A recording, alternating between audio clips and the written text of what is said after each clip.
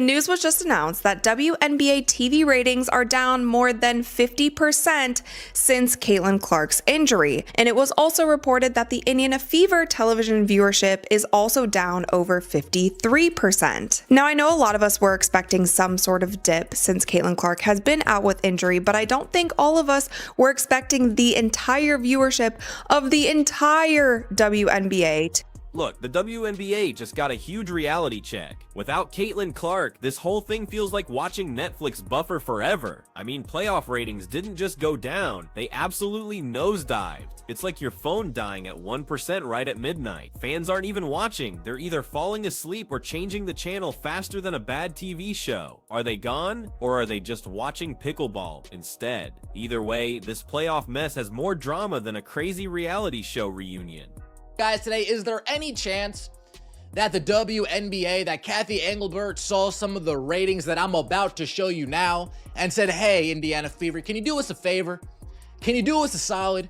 Can you just tease a Caitlin Clark return, kind of boost these up a little bit? Can you just dangle a Caitlin Clark return in front of the fans' faces, try to boost these ratings up a little bit? There was one matchup that this league can consistently rely on to produce massive viewership number.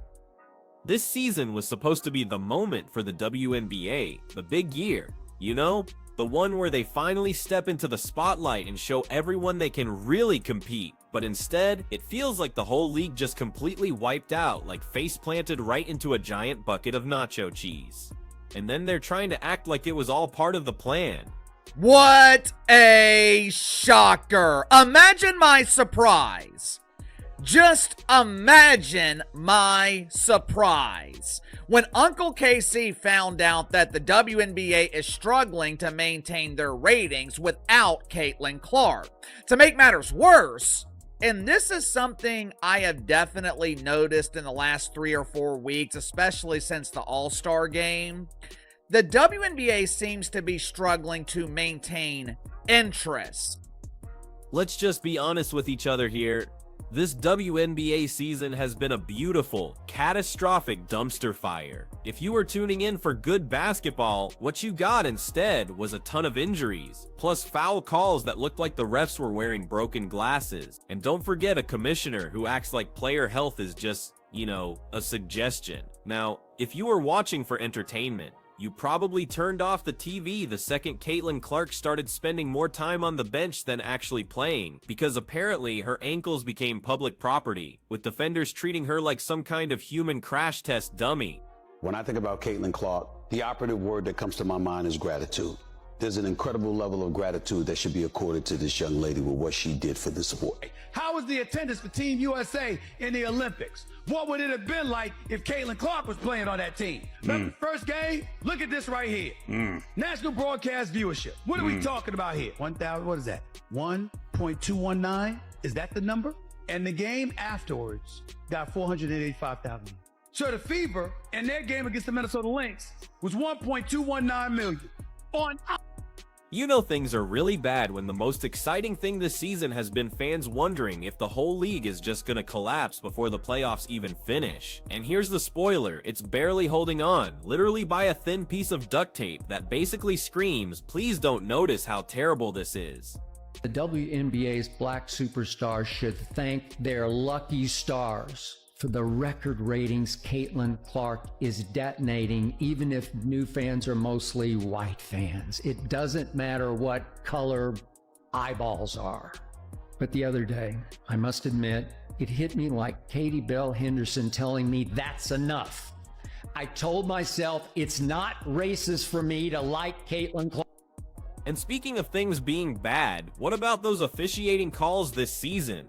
Oh man.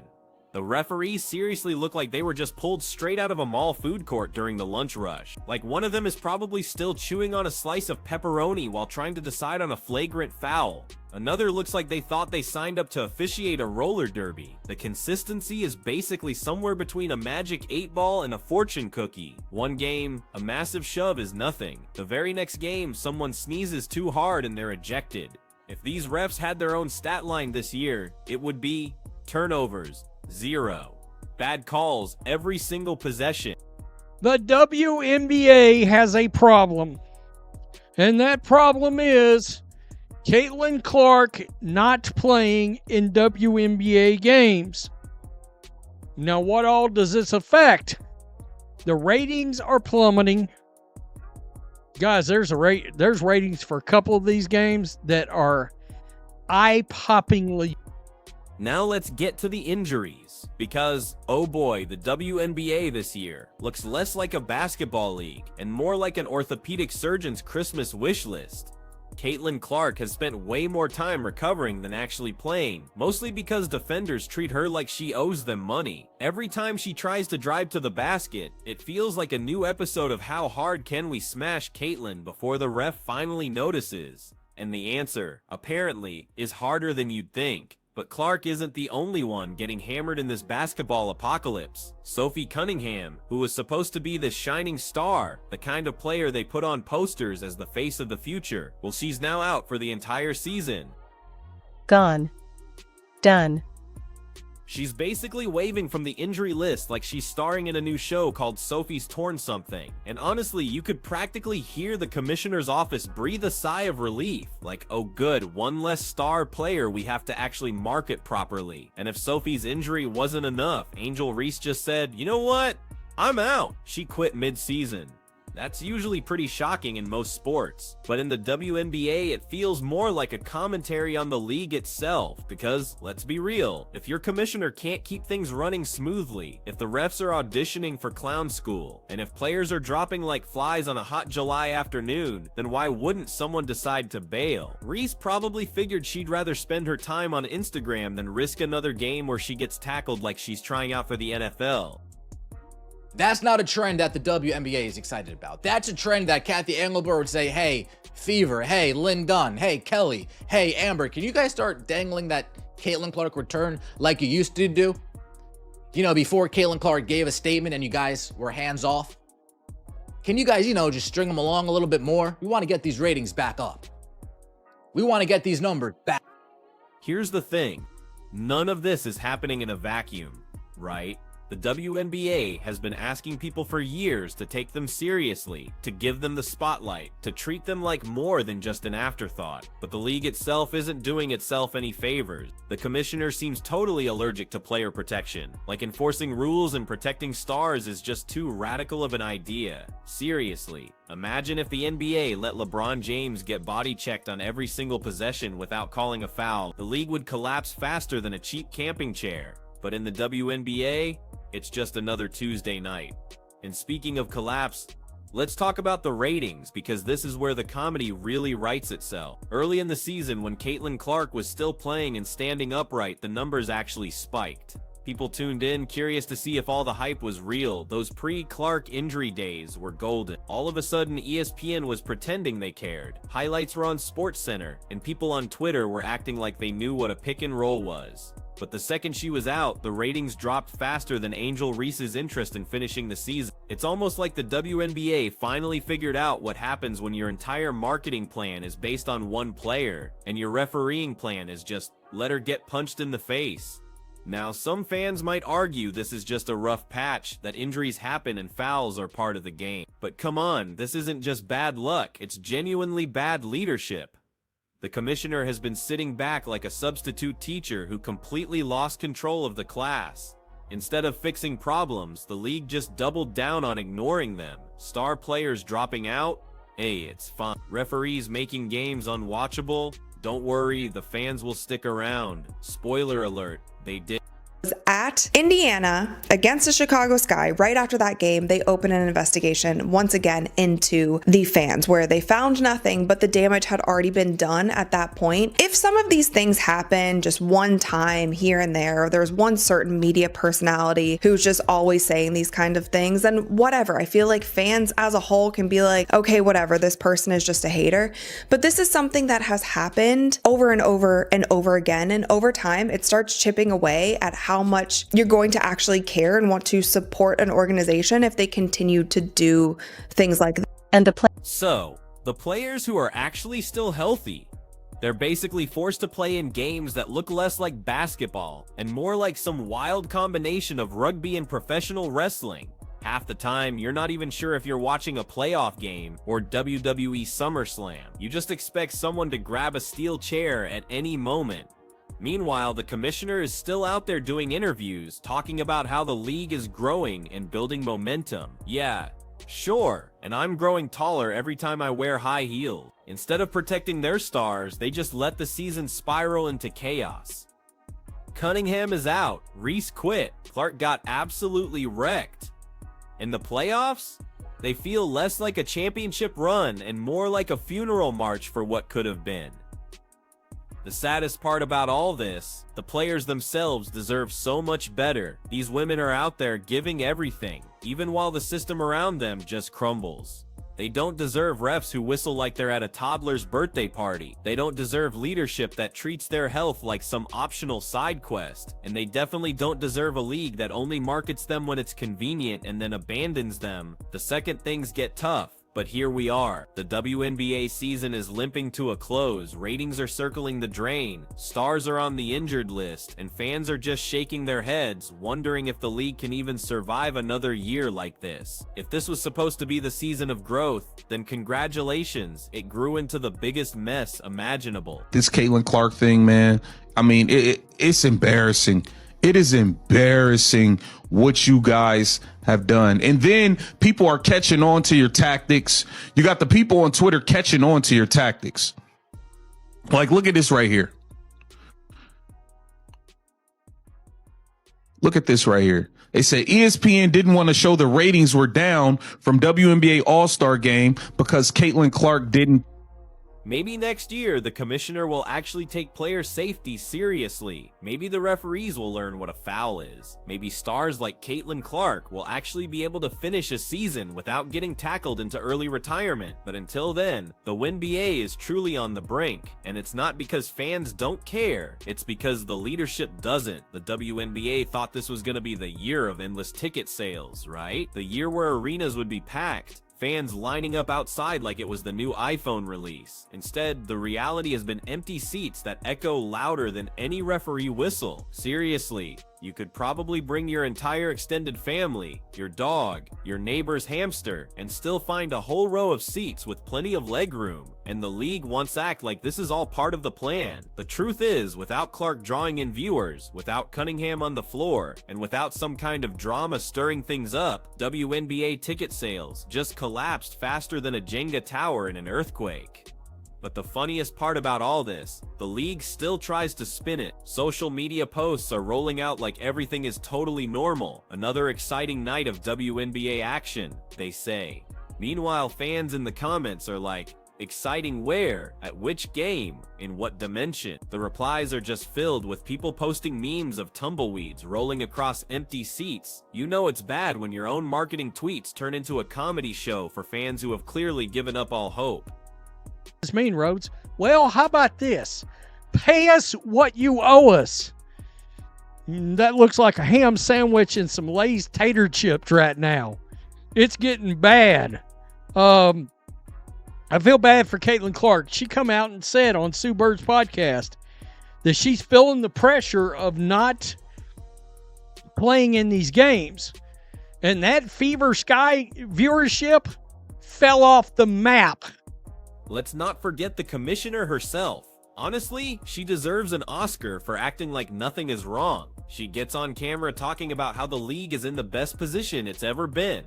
That's like the captain of the Titanic bragging about how great the ship looks underwater. Sure, technically it's still floating, but definitely not in the way you actually want. The commissioner has become a master of denial, like a magician trying to distract you with card tricks while the entire stage is just engulfed in flames. And when people call her out, when fans demand accountability for all the injuries, the terrible officiating, and the obvious lack of player protection, silence.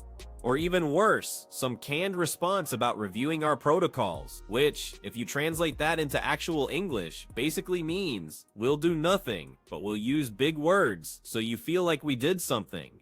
Now contrast this disaster with how other leagues handle their stars. The NBA literally bends over backward to protect its moneymakers, because guess what? Without your stars, nobody watches. Without your stars, ratings die. Without your stars, ticket sales plummet. It's not rocket science, it's just basic business sense. The NFL, same deal. Quarterbacks are treated like priceless works of art. You so much as breathe too hard on Patrick Mahomes, and referees will throw a flag faster than you can say roughing the passer. Meanwhile, in the WNBA, Caitlin Clark gets body checked into the scorer's table, and the refs are just like, play on, nothing to see here. No wonder fans are furious. No wonder people are tuning out.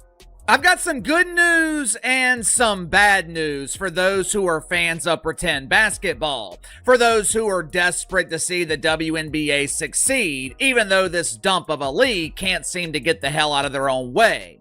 Now, the WNBA, they refer to these people as fans, but the rest of us, we prefer to call them the mainstream media. And let's talk about those fans for a second, because honestly, they deserve actual medals. Imagine sticking with this league all season, buying tickets, buying jerseys, supporting the players, only to be rewarded with pure chaos, a ton of injuries, empty arenas, and officiating that makes high school intramurals look professional. The diehard fans must feel like they're trapped in some toxic relationship, right? They keep hoping things will get better, but instead, the league forgets their anniversary, wrecks their car, and then blames them for not being supportive enough.